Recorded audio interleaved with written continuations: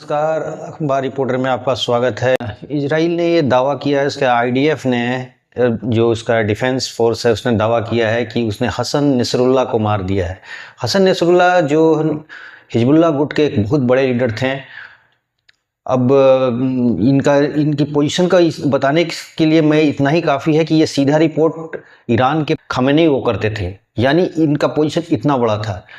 अब ये कहाँ तक सच है, इसको तो चूंकि ईरान ने इसको, ईरान की जो मीडिया है वो कह रही है कि नहीं, अभी ये अपुष्ट खबर है, पूरी तरह कंफर्म नहीं है, नसरुल्लाह अभी मारे नहीं गए हैं। लेकिन जिस तरह खामेनेई को ट्रोल किया जा रहा है मोसाद कमेंट्री के द्वारा, तो इससे लगता है कि मामला जरूर कुछ ना कुछ बहुत गंभीर है और नसरुल्लाह निश्चित मारे गए हैं। देखिए, नसरुल्लाह की मौत पर ईरान भी शॉकिंग है, इसलिए कि एक तरह से कंफर्म ही लग रहा है कि वो नसरुल्लाह मारे गए हैं, क्योंकि ईरान में एक सिक्योरिटी, उनका इमरजेंसी मीटिंग बुलाई गई थी जिसमें खामेनेई और उनके कुछ सिक्योरिटी फोर्सेस के नज़दीकी लोग उसमें शामिल थे।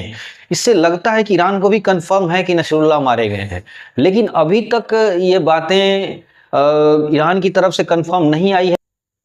दरअसल जो नसरुल्लाह की जो बेटी थी जीनब, बहुत दिनों से इजरायली जो इंटेलिजेंस थी इनको एक तरह से देखा जाए मॉनिटर कर रही थी और टारगेट पे यही थी, लेकिन उनको पता नहीं कहीं किसी वजह से किस तरह उनको कुछ इनपुट मिल गया कि हसन जो है हसन नसरुल्लाह वो भी यहीं पर मौजूद हैं। और चूंकि जो नेतन्याहू हैं अभी यूनाइटेड नेशन के मीटिंग में गए हुए हैं, तो डायरेक्ट उनसे उन्होंने कंफर्म किया कि भाई आप कुछ डिसीजन लीजिए, क्योंकि हमें पूरे इनपुट पक्का मिल चुका है कि नसरुल्लाह कहाँ है और इस बारे में हम लोग आगे बढ़ना चाहते हैं। वहाँ से उनको ग्रीन सिग्नल मिल गया और उन्होंने टारगेट किया। देखिए, नसरुल्लाह के बारे में थोड़ी सी जान लें। नसरुल्लाह जो हिजबुल्लाह के जो हेड थे वो कितना इम्पोर्टेंट है, उनकी कहाँ से शुरू हुई है कहानी। उनकी कहानी शुरू होती है जब एक्चुअली उनका बैकग्राउंड जान ले पहले। वो बेरूत जो लेबनान में है, बेरूत के पूर्वी बेरूत में एक गरीब मोहल्ले में उनका जन्म हुआ था और वो उनके पिताजी एक छोटी सी दुकान चलाया करते थे, जनरल स्टोर के टाइप का कोई दुकान चलाया करते थे। और वहाँ से फिर बाद में वो एक अमल मूवमेंट था, वहाँ की एक पार्टी थी अमल मूवमेंट, जिससे वो जुड़े और फिर बाद में ईरान की मदद से हिजबुल्लाह गुट के वो हेड बने। तो इस तरह ये देखा जाए कि उनका कितना लाइफ में कितनी अप एंड डाउन होने के बाद ये इस पोजीशन में पहुंचे। और बहुत दिनों से अंडरग्राउंड थे, क्योंकि उन्हें लगता था कि इजराइल कभी भी हमको अपने जद में ले सकता है, इसलिए बहुत दिनों से वो अंडरग्राउंड थे। उनकी कोई भी डायरेक्ट स्पीचेज नहीं आती थी।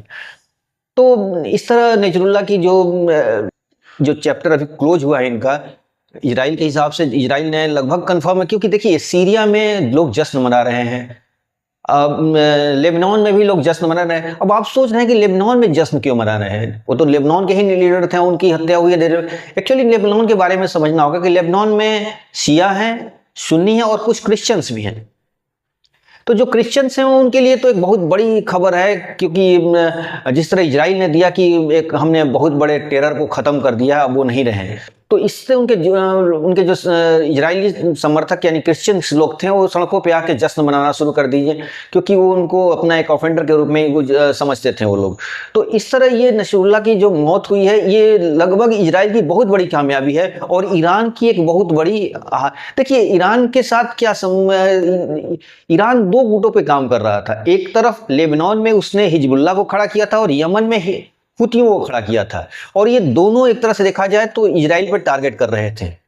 हुती भी कर रहे थे और ये हिजबुल्लाह एक अभी हमास का उसने चैप्टर क्लोज किया है, लेकिन हमास से ही ज्यादा ताकतवर था हिजबुल्लाह, क्योंकि इसके बहुत अच्छे लड़ाके थे, इनके पास बहुत हथियार के गोले बारूद और मिसाइल्स वगैरह भी थी। इसलिए ये इनका नसरुल्लाह का मारा जाना एक तरह से देखा जाए तो हिजबुल्लाह के जो है कमर टूट जाएगी। अभी देखिए, एक चीज और यहाँ पे एक बात और मैं बड़ी गौर करने वाली है। जो इजराइल है अभी बोला कि हमारी जो फोर्सेस है वो जमीन के रास्ते से जाएगी। ये लड़ाई लंबी खींचेगी, क्योंकि हिजबुल्लाह के जो आर्म्स पे, जो हथियार गोला बारूद है, उन पे उनका टारगेट है।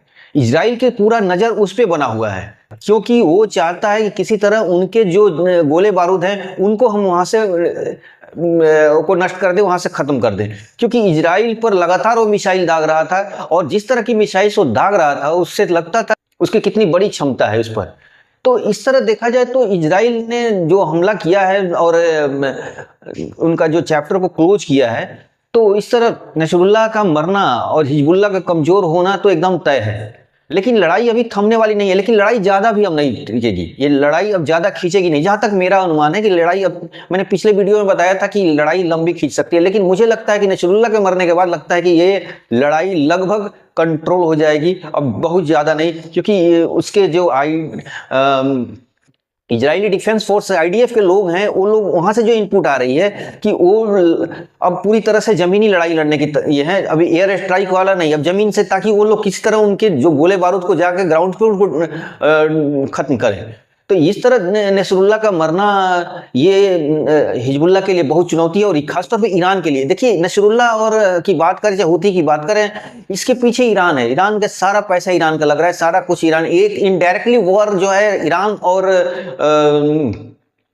इजराइल में ही चल रहा है। अभी यूनाइटेड नेशन में 2 तस्वीरों का बड़ा है हाईलाइट हुआ है, लोग बहुत ज़्यादा दिखा रहे हैं, क्योंकि ये जो तस्वीर है, एक तरफ में उन्होंने ईरान को शराब के रूप में दिखाया है उस तस्वीर में, और एक तरफ इंडिया से लेकर जो एक मैप को दिखाया, जिसमें इंडिया को उसने वरदान के रूप में दिखाया है नेतन्याहू ने। और नेतन्याहू की जो मीटिंग हो रही थी, तो बहुत सारे अरब लीग्स के जितने कंट्री के जो मेंबर थे वो धीरे धीरे बाइकआउट कर गए। इंडोनेशिया सबसे पर, इंडोनेशिया ने ऑफिशियली बाइकआउट किया, और बाकी सारे लोग धीरे धीरे अपना ये भाषण भी नहीं देने वाले थे, लेकिन जब इन लोगों ने बाइकआउट की बातें जब लगी तो उन्होंने आकर बोला, और खुल के बोला, और इंडिया का सपोर्ट किया उसमें।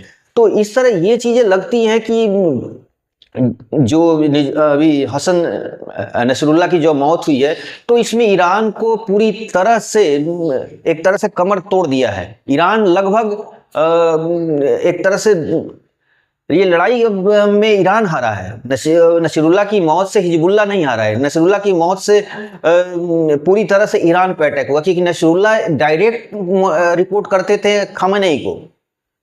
खामेनेई के बहुत खासम खास थे, और खामेनेई उनको एक तरह से पूरी तरह से लेबनान में पूरी तरह से राइट में थे, सारे डिसीजन मेकर, और सारी डिसीजन वो खुद लेते थे। तो नसरुल्लाह, ये समझिए कि जो हिजबुल्लाह के हेड थे, सुप्रीम थे, उनका मारा जाना तो ईरान को डायरेक्ट उस पर असर करेगा। लेकिन ईरान की मीडिया ने ये बात को अभी नकार रही है कि नसरुल्लाह मरे नहीं हैं, लेकिन ईरानी मीडिया अंदर से जान चुकी है कि नसरुल्लाह मारे जा चुके हैं। क्योंकि जिस तरह उनका इमरजेंसी मीटिंग बुलाया गया, जिस तरह जिसमें खामेनेई खुद उस मीटिंग में थे, तो इससे लगता है कि ईरान को ये बात कंफर्म है कि नसरुल्लाह मारा गया। और दूसरी चीज कि इजराइल पूरी तरह से कॉन्फिडेंस के साथ बोल रहा है, इजराइल इतनी कॉन्फिडेंस के साथ बोल रहा है कि जब एक पोस्ट है जिसमें खामेनेई बोलते हैं कि उनको विक्टर के रूप में, ये हिजबुल्लाह को विक्टर के रूप में दिखा रहे हैं। जब विक्टर के रूप में जब दिखा रहे हैं, तो नीचे कमेंट में कर रहा है कि तुम्हारा विजेता कहाँ है। जो उनका मोसाद कमेंट्री के नाम से एक ट्रोलर चलता है, जो बड़े बड़े अरब लीग के लीडरों को ट्रोल करता है, वो जो इजराइल का एक खुफिया विभाग है मोसाद, उसका एक तरह से उसी का विंग है जो ट्विटर पर और एक्स पर उन लोगों को ट्रोल करता है। तो उन्होंने, जब खामेनेई का पोस्ट आया था कि जिनमें हिजबुल्लाह को उन्होंने एक तरह से बताया था कि विक्टर, तो उन्होंने ट्रोल किया कि तुम्हारा विक्टर कहाँ गया। तो इससे ये लगता है कि जिस हिसाब से ट्रोल कर रहा है मोसाद कमेंट्री, इससे लगता है कि लगभग उन्होंने नसरुल्लाह को मार दिया, नसरुल्लाह मारे गए हैं। तो ये जो चीज, ये जो बातें सामने आ रही हैं, तो ये बहुत ईरान के लिए बहुत शॉकिंग न्यूज है।